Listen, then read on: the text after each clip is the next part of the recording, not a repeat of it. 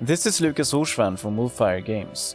In this video, I'll show the changes for Overgrowth Alpha 2.21, which you can try if you've pre-ordered.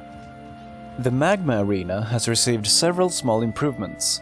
The brightness of the lava has been increased to make it look a bit hotter. The gaps in the center of the arena are smaller, so you can't fall down there as easily. And there is now a crowd. The Waterfall Arena also got improved by adding a few more jump nodes. High Dynamic Range, or HDR, was added to the game 11 alphas ago. The HDR settings have now been tailored for each level on the main menu to make them look more natural.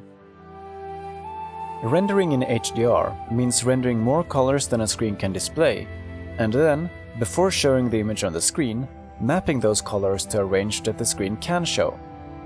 This not only improves the quality of the image, but also allows us to have access to colors that are outside of what the screen can display.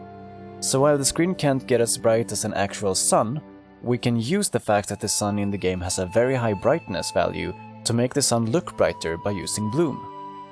BLUM is the name of the effect where the light from something bright on the screen appears to bleed into surrounding pixels.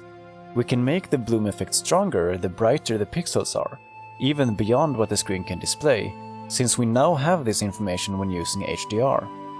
And this is how we make it look like something is brighter than the screen can display. In Overgrowth, we control the HDR settings per level. These settings can be accessed by pressing the Parameters button in the ribbon. The HDR white point controls what we should regard as white, and the HDR black point controls what we should regard as black. Everything between those points are mapped to colors that can be shown by the screen.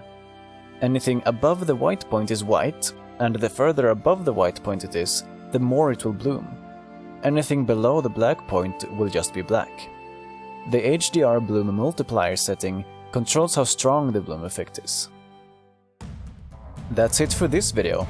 If you'd like to pre-order and try the alpha for yourself, and get a free copy of Receiver and Low Light Combat, you can do that at wolfire.com/preorder.